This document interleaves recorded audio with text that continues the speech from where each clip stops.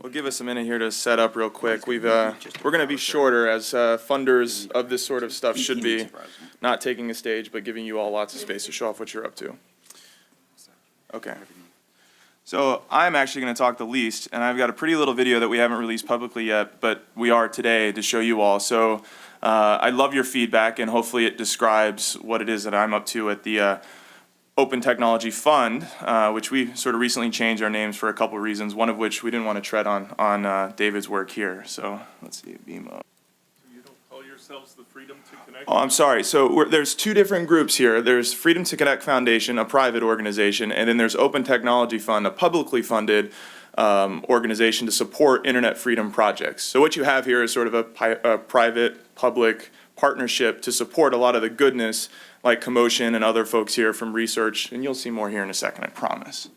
Otherwise, I tell you the video rather than show you the video. Let me see here if I can figure out, oh, there we go. It started with silencing speech. Then they banned books, burned libraries, jailed poets. As each new method of communication emerged, those in power have sought to censor, disrupt, and monitor free speech. The internet and its open forum for ideas is today's front line. As the rise of online technology and social media creates new opportunities for free speech, over 60 countries still find ways to censor each new online medium. The internet reaches every continent in every hemisphere, and citizens around the world are being tortured, imprisoned, and even killed for their online speech. We believe that freedom of expression is a basic human right, and it needs digital freedom fighters. We are the Open Technology Fund, supporting the research, analysis, development, and deployment of tools and information that protect free speech.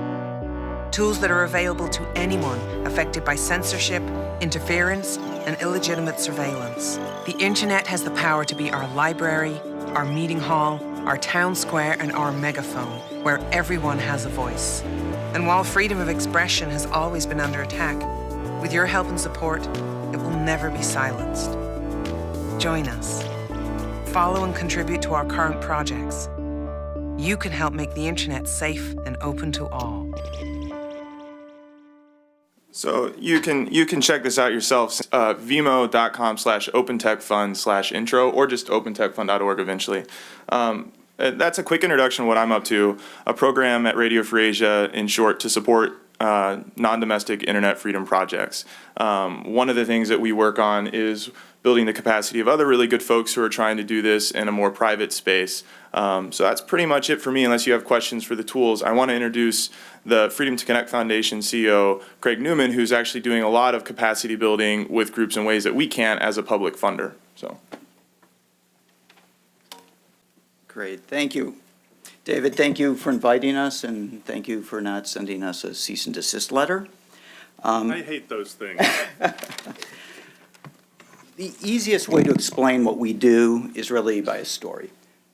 We were on a family vacation over winter break. I have a 19-year-old son, and for those of you with kids, you know that your kids can never be untethered, even if you're in the middle of the Middle East. So what does a 19-year-old do the second you check into the hotel? He runs down to the lobby and tries to get onto the internet. And he assumes that, like where I live in New York, you can get onto whatever websites you want to. You can get whatever news, whatever information you want. Well, lo and behold, he discovered that in some countries you can't do that. And that was an absolute awakening for him.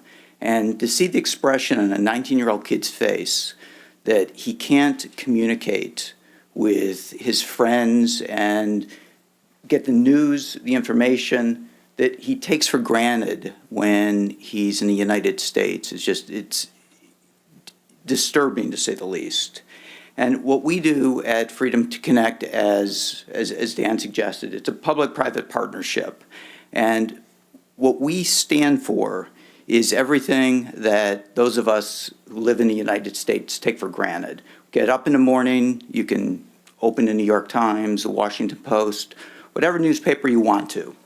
And you may disagree with what these newspapers say, but get another one. You can change the channel.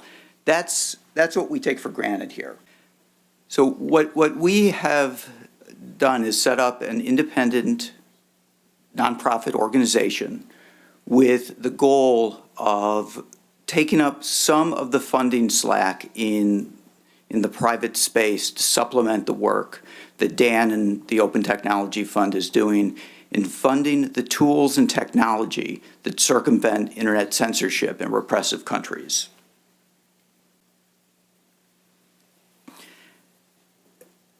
In the United States, we are used to a free press, and similar to what the Aspen Institute is doing, part of our mission is to make sure that journalists in foreign countries have the ability to gather the news without censorship. It is absolutely stunning to hear someone in a repressive country like Syria talk about the risks that they face every day when they try to do things that in the United States, if a journalist publishes an article, they may get a threat from the White House, and the next day, op-ed page of the Washington Post, they'll tell you they got a threat from the White House. Not so in Syria. I want to play one quick soundbite for you. At the same time, when they get arrested, they often don't come out alive. I mean, once you're an activist, you have documented something using your cell phone or your camera, you're definitely going to be tortured. And oftentimes that torture leads to your demise. So the risk is real, and dozens have indeed been killed directly by executed in the field by snipers, by their captors, or they died under torture in prison. Now, where we come in is raising money to help fund the technology tools that Dan's group has started to fund.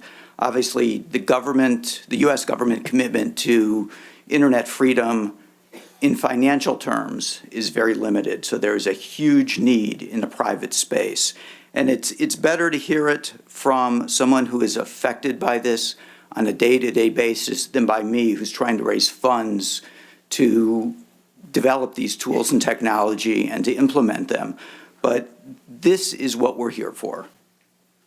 Anytime you have a tool that has been developed and meant as an encryption service, basically, you have to realize the regime and its supporters are developing ways to infiltrate and to break the code and to make your tool useless. So it's a battle. You develop one set of technology, regimes develop another set of technology in order to keep track of you. So you have to keep updating the technology.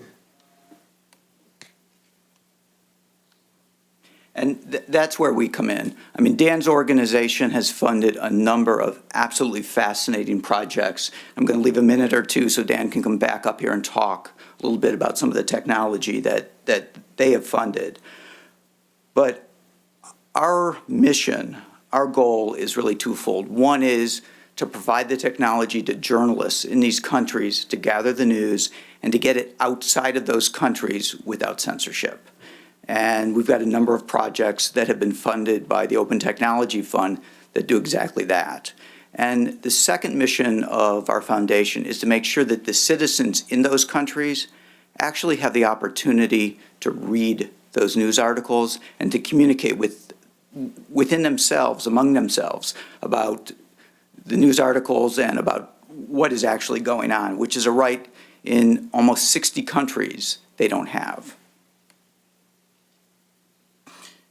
As I mentioned, we're a totally independent organization. We are Switzerland. We have no obligation other than to do the right thing. And we're not, I don't want to say tethered with government money and the obligations that come with government money, and we're grateful that the Open Technology Fund has government money. But I think our value add is to leverage off of the important work that the Open Technology Fund is doing and come in to provide supplementary public fund or private funding for the projects that the Open Technology Fund is already involved in, and for projects that they're not in a position to fund because they don't have the capital yet.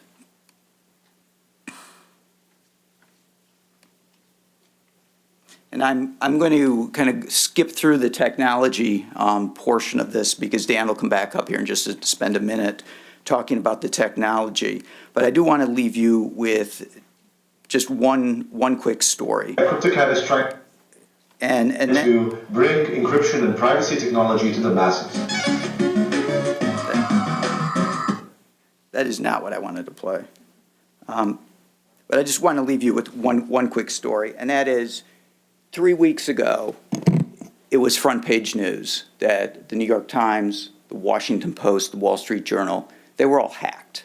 And they were hacked, allegedly, by the Chinese military. And why did they do that?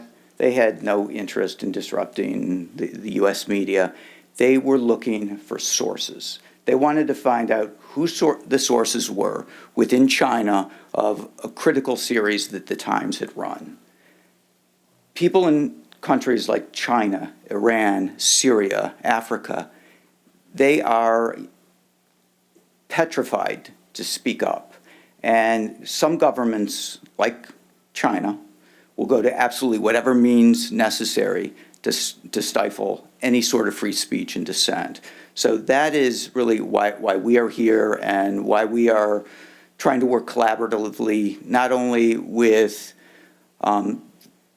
Radio Free Asia and the Open Technology Fund, but with a number of universities and other organizations. I'm going to turn it over to Dan to quickly talk about some of the technology projects that his fund has already developed. Yeah, thanks, everyone. So I know we're really short on time, and we're funding over 15, 20 different projects and ideas, from research to technology to, as the video states. So I'm actually, rather than going to talk about anything discreetly, I'll be here for a little bit. If folks want to chat or ask questions, please come ask me questions so we can continue to move on and keep things on schedule. Thanks, everyone. Okay.